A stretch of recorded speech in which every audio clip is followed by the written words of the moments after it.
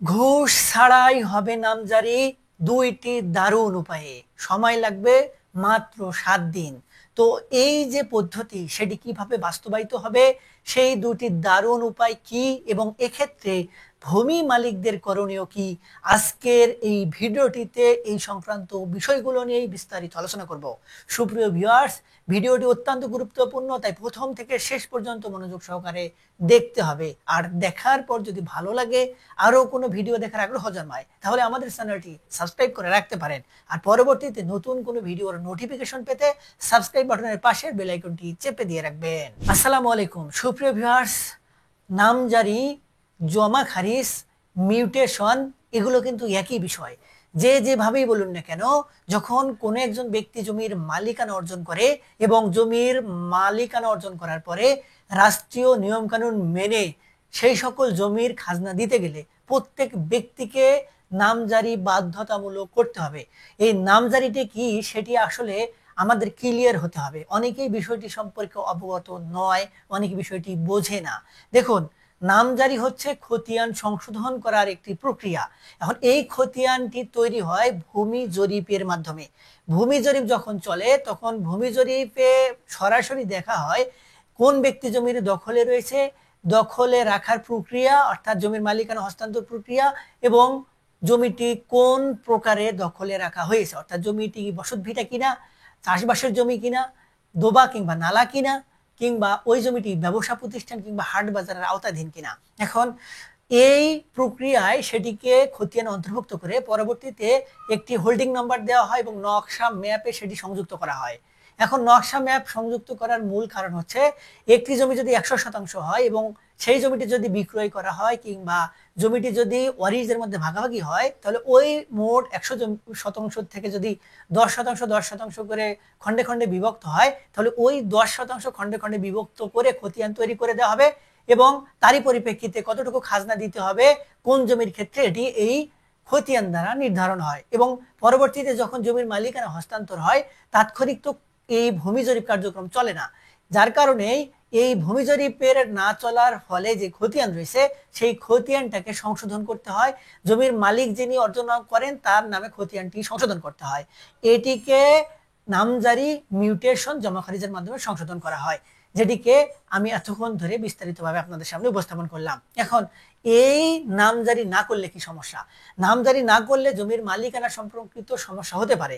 যিনি আগের মালিক ছিলেন, যার কাছ থেকে সম্পত্তি ক্রয় সূত্রে নেওয়া হয়েছে, সেই ব্যক্তি কিংবা পরবর্তী ওয়ারিশরা ওই নামজারির কাগজ দেখিয়ে আপনাকে মালিকানা থেকে উচ্ছেদ করতে পারে, দখল থেকে বেদখলও করতে পারে। যদিও বা আপনি যদি ক্রয় সূত্রে মালিকানা অর্জন করেন, দলিল থাকে, পরবর্তীতে আপনি জমি দখলে যেতে পারবেন, কিন্তু সাময়িক ভোগান্তি কিন্তু হবে। তাছাড়া আপনি যখন খাজনা বকেয়া রাখবেন, আইন অনুযায়ী আপনি 3 বছর খাজনা বকেয়া রাখলে আপনার জমি আপনার থেকে ছিনিয়ে নেওয়াও হতে পারে, জমি খাস খতিয়ান মুক্তও করা যেতে পারে। আবার যদি ওয়ারিশান সম্পত্তির ক্ষেত্রে হয়, সেক্ষেত্রে আপনার ওই সকল সম্পত্তি অন্য ওয়ারিশরাও মালিকানা দাবি করতে পারে। এই হচ্ছে খতিয়ান দ্বারা সৃষ্ট সমস্যা।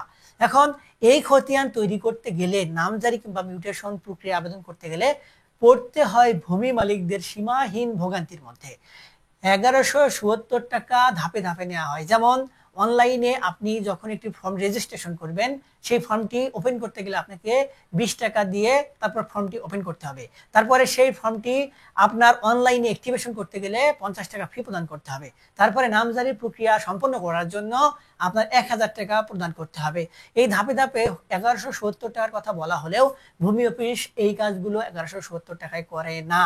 এর পেছনে রয়েছে নানান বৈজ্ঞানিক কল্পকাহিনী, নানান ফন্দি ফিকির। ভূমি মালিকদের 1170 টাকার কাজ 11,000-এও অনেক সময় হয় না। যখন আপনি সকল ডকুমেন্ট ঠিকঠাক মতো জমা দিবেন, তারপরেও আপনাকে ভোগান্তির মধ্যে ফালানো হবে। আপনি আবেদনপত্র রেডি করে নিয়ে যাওয়ার সময় ভূমি অফিসের সামনেই আপনাকে বিভিন্ন দালাল বিভিন্নভাবে ফুসলাবে, আপনাকে বাধ্য করবে বৈজ্ঞানিক কায়দায় ঘুষ প্রদান করতে। আপনি ঘুষ দিবেন না, আপনার সমস্যা থাকবেই। ধরুন, আপনি যদি সকল ডকুমেন্ট জমা দেন, অর্থাৎ আপনি ন্যাশনাল আইডি কার্ডের ফটোকপি দেন, আপনার কাছ থেকে চাওয়া হবে অরিজিনাল কপি। যদি অরিজিনাল কপি দেন, তাহলে আপনার কাছ থেকে চাওয়া হবে ফটোকপি। যদি দুটাই দেন, ধরা হবে আপনার জন্ম নিবন্ধন নাই কেন। যদি জন্ম নিবন্ধন দেন, তারপরে আপনার পাসপোর্ট নাই কেন। এমন অনেক ভোগান্তির মধ্যে ফেলে আপনার জন্ম এই খতিয়ানটি সংশোধন করে দেয়া হবে না সঠিক সময়ে। আপনি যখন ঘুষ প্রদান করবেন, একদিনের মধ্যেই আপনার কাজ সম্পন্ন হবে। এখন ভূমি মন্ত্রণালয় জানে, বাংলাদেশের প্রত্যেকটা জনগণ জানে এই ভোগান্তির কথা। এই ভোগান্তির থেকে বাঁচার উপায় নেই, অবশ্যই রয়েছে। দুইটি এমন উপায় রয়েছে যে উপায়গুলোর মাধ্যমে আপনি আপনার খতিয়ান এই ভোগান্তি কিংবা ঘুষ প্রদান ছাড়াই সম্পন্ন করতে পারবেন, নিজের নামে নিয়ে আসতে পারবেন। এর মধ্যে প্রথম যেটি, সেটি হচ্ছে আপনার জন্য আসছে সম্পূর্ণ অটোমেশন প্রক্রিয়া। অর্থাৎ আমাদের দেশে এখনো 21টি উপজেলায় পার হয়ে প্রায় 60টি জেলা পর্যায়ে এই অটোমেশন প্রক্রিয়া চালু করা হয়েছে এবং পর্যায়ক্রমে সারা দেশে চালু করা হবে। এবং এই অটোমেশন প্রক্রিয়াটি হচ্ছে, আমরা যে প্রক্রিয়ায় ভূমি অফিসে আবেদন করতাম এই প্রক্রিয়াটি সরাসরি বাতিল। এখন থেকে যখন ভূমি মালিকরা দলিল রেজিস্ট্রি করতে যাবেন, সেই দলিলটি রেজিস্ট্রি করার সময়ই আপনাদের নামে অটোমেটিক প্রক্রিয়ার মাধ্যমে খতিয়ান সংশোধন হয়ে যাবে এবং এই প্রক্রিয়াটি সম্পন্ন করা হবে সরাসরি রেজিস্ট্রি অফিস থেকে। এবং রেজিস্ট্রি অফিস থেকে তথ্য চাওয়া হবে যে ব্যক্তি জমি বিক্রয় করতে এসেছেন সে ব্যক্তি জমির দাতা কিনা, তার নামে খতিয়ান রয়েছে কিনা। ভূমি অফিস থেকে সেই বিষয়গুলো 7 দিনের মধ্যে যাচাই বাছাই করে রেজিস্ট্রি অফিসে পাঠাতে হবে। তারপরে রেজিস্ট্রি অফিস সেই তথ্যের ভিত্তিতে সেখান থেকে যদি বলা হয় এই ব্যক্তি দাতা, তার নামে সম্পত্তি রয়েছে, হস্তান্তরটা করা যায়, সেক্ষেত্রে রেজিস্ট্রি অফিস থেকে জমি দলিলটি রেজিস্ট্রি করে দেওয়া হবে এবং সঙ্গে সঙ্গেই আপনার নামে সম্পত্তি যে ব্যক্তি গ্রহীতা তার নামে খতিয়ান সংশোধন হয়ে যাবে। আর আলাদা করে খতিয়ান সংশোধন করার জন্য আবেদন করতে হবে না। আরেকটি প্রক্রিয়া হচ্ছে, যারা খতিয়ান তৈরি করেন নাই কিংবা দলিল রেজিস্ট্রি হয়ে গেছে, আবার ওয়ারিশান সম্পত্তির ক্ষেত্রে একটি ঝামেলা রয়েছে, যদি ভাগ বন্টন না হয়, এখন ভূমি অফিস থেকে বলা হয়েছে যৌথ খতিয়ান করতে হবে। তাহলে এই যৌথ খতিয়ানটি করার জন্য আপনাকে আবার ম্যানুয়াল পদ্ধতিতে আবেদন করতে হবে। এখন এখানে দাঁড়ায় যে ম্যানুয়াল পদ্ধতিতে আবেদন করলে আপনার আবার ভোগান্তি হবে কিনা। এই যে একটু ট্রিক্স বলে দিচ্ছি, এই ট্রিক্স অবলম্বন করুন, আপনি আপনার খতিয়ান সংশোধন করে নিতে পারবেন। একটি হচ্ছে, আপনি যখন যৌথ খতিয়ান করতে যাবেন, অর্থাৎ ভাগ বাটোয়ারা হবে না, আলাদা খতিয়ান পাবেন না, অটোমেশন প্রক্রিয়া আপনার নামজারি হবে না, তখন বা এখনো যে সকল জেলায় উপজেলায় অটোমেশন প্রক্রিয়া চালু হয় না সেই সকল উপজেলা কিংবা জেলায় আপনার এই প্রক্রিয়া অবলম্বন করতে পারবেন। সেটি হচ্ছে, আপনার নামজারি করার জন্য সর্বপ্রথম অনলাইনে নির্ভুলভাবে সকল তথ্য প্রয়োজনে 10 বার 20 বার চেক করুন, তারপরে সেটি সাবমিট করে ডাউনলোড করে প্রিন্ট করুন। তারপরে সেটির সঙ্গে যে রসিদটি দেওয়া হয়েছে টাকা পরিশোধের সেটি এবং আপনার যে ফর্মটি সেটি, এবং সঙ্গে আপনার যে সকল ব্যক্তির থেকে জমি হস্তান্তরযোগ্য পেয়েছেন সেই সকল ব্যক্তি জমির মালিকানা ছিল তাদের সংক্রান্ত সকল দলিল যারা সংগ্রহে রয়েছে সেগুলো, তারপরে তার নামে যে খতিয়ান রয়েছে তার আগের যে খতিয়ানগুলো রয়েছে সেগুলো, আপনার ওই সকল ব্যক্তি যে নামজারির পরে হোল্ডিং নাম্বার খুলে খাজনা পরিশোধ করেছে সেই খাজনা পরিশোধের সকল ডকুমেন্ট এবং পরবর্তীতে ওই সকল জমির নকশা ম্যাপ এবং আপনার লিখিত কলমি নকশা যেটি সেটি, তার পরবর্তীতে আপনার ওই সকল জমির যে সকল মালিক ছিল তাদের পরিচয় সংক্রান্ত যত ডকুমেন্ট রয়েছে, যেমন ন্যাশনাল আইডি কার্ড, তার জন্ম নিবন্ধন থাকলে সেটি, পাসপোর্ট থাকলে সেটি, তার পিতা মাতার নাম ঠিক আছে কিনা সেটি, যদি তিনি মৃত্যুবরণ করেন তাহলে মৃত্যু ওয়ারিশান সার্টিফিকেট কিংবা মৃত্যু সনদ, পরবর্তীতে আপনি যে ব্যক্তি জমির গ্রহীতা এবং আপনার নামে নামজারি করতে যাচ্ছেন আপনার পরিচয় সংক্রান্ত সকল বিষয়, যেমন আপনার national ID card, 2 copy passport সাইজের ছবি, আপনার স্থায়ী ঠিকানা সম্পূর্ণ নির্ভুলভাবে দিয়ে এই 1170 টাকার যে 1000 টাকা থাকে সেটি ডিসিআর রসিদের মাধ্যমে পেমেন্ট করে আপনি ভূমি অফিসে আবেদন করুন। আবেদন করে আপনি অপেক্ষা করুন, 3 দিন পরে আপনি আবার খোঁজ নিন যে আপনার আবেদনের পরবর্তী পদক্ষেপ কত দূর, তারপরে সেই পদক্ষেপটি কত দূর আগালো বা কেন আগালো না এই বিষয়ে পর্যাপ্ত পরিমাণে তথ্য চান। তারপরে সেখান থেকে যদি তথ্য না দেওয়া হয় আপনি কিন্তু অভিযোগ জানাতে পারবেন ভূমি অফিসের হটলাইন নাম্বারে। সেখানে অভিযোগ জানান যে আমার আবেদনের এখনো কার্যকরী কোনো পদক্ষেপ গ্রহণ করা হয় নাই। আপনি শক্ত হন, আপনি দেখুন আপনার উপজেলা কিংবা জেলা যে সকল ব্যক্তি একটু প্রভাবশালী, একটু কথা বলার মতো, একটু শক্ত কথা বলতে পারে, যাদের খুঁটির জোর বেশি রয়েছে, তাদের কিন্তু এই ধরনের সমস্যার মধ্যে ফালানো হয় না।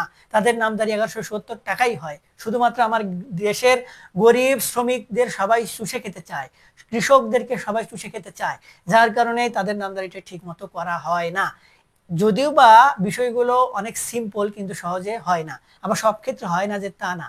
আমাদের দেশের এখনো অনেক এসিলেন্ট রয়েছে, অনেক ভূমি অফিসের কর্মকর্তা রয়েছে যারা সৎ, তারা নির্ভুলভাবে কাজ করতে চায়। যাদের জমির সমস্যা নেই, যাদের জমির মালিকানা হস্তান্তরে কোনো সমস্যা নেই, তাদের জমির নামজারি এইভাবে সম্পন্ন করতে হবে। তারপরে আপনার নামজারি আবেদন যদি খারিজ করে দেওয়া হয়, বাতিল করে দেওয়া হয়, এই বাতিল কেন করা হলো তাদের কাছ থেকে শুনুন। ভূমি অফিস থেকে ডাইরেক্টলি নির্দেশনা রয়েছে পরিপত্র আকারে, কখনো কোনো ব্যক্তির খতিয়ান আবেদন কিংবা নামজারির আবেদন বাতিল করা যাবে না। তাদের যে সমস্যাগুলো রয়েছে তাদেরকে জানাতে হবে। তারা যদি সংশোধন করতে পারে তাহলে পরবর্তীতে আবার তাদের নামের নামজারি করে দিতে হবে। তারপরে নামজারি 7 দিনের মধ্যে করে দিয়ে পরবর্তীতে ওই নামজারি 3 মাসের মধ্যে কোনো রিপোর্ট যদি কেউ দিতে চায় সেটি দিতে পারবে, অর্থাৎ 3 মাসের মধ্যে নোটিশ করে রাখা হবে। এই 3 মাসের মধ্যে যদি কোনো ব্যক্তি অভিযোগ জানায়, পরবর্তীতে তাদের অভিযোগের ভিত্তিতে দুই পক্ষকেই, যে ব্যক্তির নামজারি আবেদন করেছেন তিনি এবং যে পক্ষ অভিযোগ জানিয়েছেন, এই দুই পক্ষকেই ডেকে একটি সালিশি বৈঠক ব্যবস্থা করা হবে বা শুনানি করা হবে। সেই শুনানিতে দুই পক্ষের থেকে শোনা হবে সমস্যাটি কোন জায়গায়। তারপরে যদি যে ব্যক্তি অভিযোগ জানিয়েছে তার অভিযোগ মিথ্যা প্রমাণিত হয় তাহলে কিন্তু নামজারি সম্পন্ন হয়ে যাবে, নামজারি আপনার গ্রহণযোগ্যতা পাবে, আপনি খতিয়ান পেয়ে যাবেন। যদি তাদের অভিযোগ গ্রহণযোগ্যতা পায়, আপনার কোনো ক্ষেত্রে লেকেন্সি থাকে, মালিকানা সংক্রান্ত সমস্যা থাকে, যার কাছ থেকে কিনেছেন সেই ব্যক্তি ভুয়া হয়, আপনার ডকুমেন্ট ফল্ট হয়, তাহলে কিন্তু আপনি নামজারি পাবেন না এবং আপনাকে এই প্রসেসেই নামজারি করে নিতে হবে। বেশিরভাগ ক্ষেত্রে ঘুষ আদান প্রদান হয় কিংবা ঝামেলা হয়। আমাদের দেশের সকল ব্যক্তি চায় একদিনের মধ্যে নামজারি সম্পন্ন করে খতিয়ান পেতে, 5 দিন পরে 7 দিন পরে যেন খতিয়ান হাতে পায়, কিন্তু এমনিতেও খতিয়ান হাতে পাওয়া যেত। আপনারা কেউ ঘুষ প্রদান করেন না, দেখেন কোনো নামজারি হয় কিনা। এখন ঘুষ প্রদান ছাড়া নামজারি হয় না, কিংবা আমরা নিজেরাই কিন্তু আগ্রহ নিয়ে চা নাস্তার টাকা দিয়ে থাকি, এই ক্ষেত্রে দোষটা কিন্তু আমাদেরই। সুপ্রিয় ভিউয়ার্স, এই যে দুটি পদ্ধতি, একটি হচ্ছে অটোমেশন প্রক্রিয়া এবং আরেকটি হচ্ছে আপনার সকল ডকুমেন্ট ঠিকঠাক মতো জমা প্রদান করা। এই দুটি পদ্ধতির মাধ্যমে আপনার নামজারি হয়ে যাবে 7 দিনের মধ্যেই এবং 3 মাস পরে আপনি নামজারি কাগজ পাবেন। এর আগে যদি নিতে চান তাহলে কিন্তু আপনাকে পরবর্তীতে যে টেবিলের নিচের হাত দিয়ে ব্যবস্থা রয়েছে সেটির আওতায় যেতে হবে। তাই এই বিষয়গুলো থেকে সাবধান থাকবেন। আইন কিন্তু সকলের জন্য সমান, সকলের জন্য শাস্তির ব্যবস্থা রাখা হয়েছে। সুপ্রিয় ভিউয়ার্স, এই সংক্রান্ত বিষয় নিয়ে আপনাদের যদি আরো কোনো সমস্যা থাকে, অর্থাৎ ঘুষ ছাড়াই নামজারি কিভাবে সম্পন্ন করবেন, এই বিষয়ে যদি আমাদের থেকে কোনো ধরনের সহযোগিতা নিতে চান কিংবা কোনো ধরনের কিছু জানার থাকে তাহলে আমাদের ভিডিও নিচে কমেন্ট বক্স রয়েছে, সেখানে কমেন্টস করবেন, আমরা আপনাদের সহযোগিতা করার চেষ্টা করব। আজকে এই পর্যন্তই, দেখা হবে সামনে নতুন কোনো ভিডিওতে। ততদিন পর্যন্ত ভালো থাকবেন, ধন্যবাদ।